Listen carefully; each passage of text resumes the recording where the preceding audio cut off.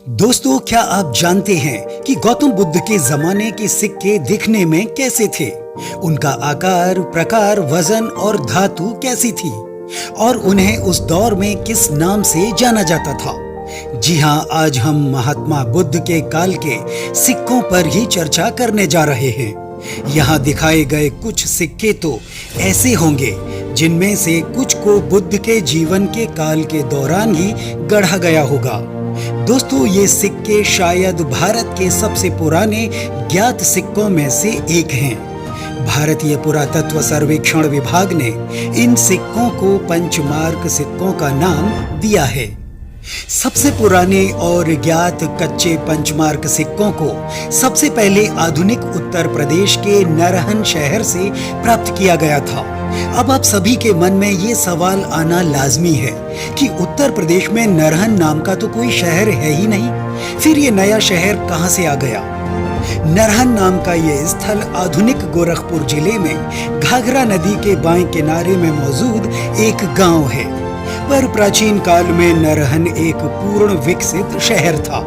नरहन के प्राचीन स्थल पर सतह की खोज के दौरान खोजकर्ता पुरुषोत्तम सिंह को सिक्कों का यह अतुल्य खजाना हाथ लगा।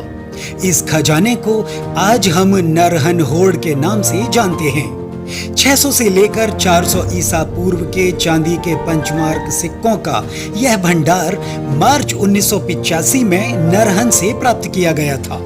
ये सिक्के एक छोटे से स्थान पर मिट्टी के घड़े में रखे हुए थे। सिक्कों के खोजकर्ता पुरुषोत्तम सिंह के मुताबिक घड़े में 51 सिक्के थे, लेकिन सिक्कों का अध्ययन करने वाले पीएल गुप्ता को मात्र 49 सिक्कों के बारे में ही बताया गया। वहीं एक सिक्के के लापता होने की सूचना है। विद्वान पीएल गुप्ता ने इन सिक्कों को 5 प्रकार में बांटा है। ये सिक्के मल्ल गणराज्य, शाक्य गणराज्य, वज्जी गणराज्य और लिच्छवी गणराज्य से संबंधित हैं। वज्जी और लिच्छवी गणराज्यों के समीप ही शाक्य जनपद था, जो आधुनिक शहर गोरखपुर के उत्तर में भारत नेपाल सीमा पर मौजूद था, जिसकी राजधानी कपिलवस्तु थी। तो वहीं बुद्ध का जन्म कपिलवस्तु से 10 मील की दूरी पर पूर्व दिशा में स्थित लुम्बिनी में हुआ था। प्रसिद्ध न्यूमिस्मैटिक्स डॉक्टर दिलीप राजगौर का कहना है कि बुद्ध के पिता राजा शुद्धोधन शाक्यों के निर्वाचित अध्यक्ष थे। इनमें से कुछ सिक्के बुद्ध के जीवन काल के दौरान ही गढ़े गए होंगे।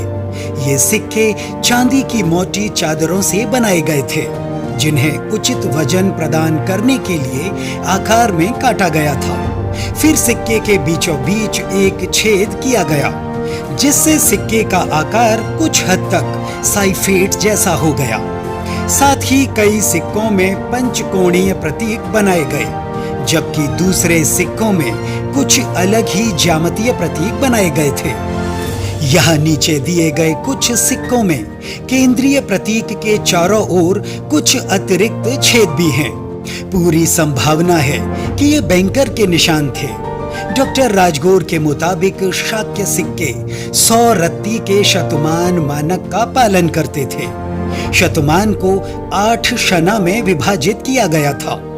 यहाँ दिखाए गए सभी सिक्के 62.5 रत्ती यानी 7.29 ग्राम के, तो शना यानी 5/8 शतमान के टुकड़े होंगे। वही सिक्कों के प्रसिद्ध नीलामी घर मैकिंटायर का दावा है कि ये सिक्के 64 रत्ती यानी 7.64 ग्राम के दोहरे करशापण हैं। हालांकि मैकिंटायर ने 6.96 ग्राम से 7.22 ग्राम के बीच वजन की सीमा बताई है, जो उनके सभी सिक्कों को 5 शना वजन के अंदर रखता है। दूसरी तरफ करशापण का वजन 3.43 ग्राम से 6 ग्राम के करीब हो सकता है। बुद्ध के काल में ये सिक्के व्यापारिक गतिविधियों और आम जरूरतों को पूरा करने के लिए प्रयोग किए जाते थे। शाक्य वंश के ये सिक्के महान मौर्य वंश के सिक्कों के पूर्वगामी बने और जम्बू द्वीप को एक मजबूत राष्ट्र बनाने में सहायक सिद्ध हुए, जिसे सोने की चिड़िया भी कहा जाता था। ऐसी ही रोचक जानकारियों के लिए आप हमसे जुड़े रहें और हमारे चैनल को सब्सक्राइब कर लें। तो आज की वीडियो में सिर्फ इतना ही, मिलते हैं फिर किसी नए टॉपिक के साथ।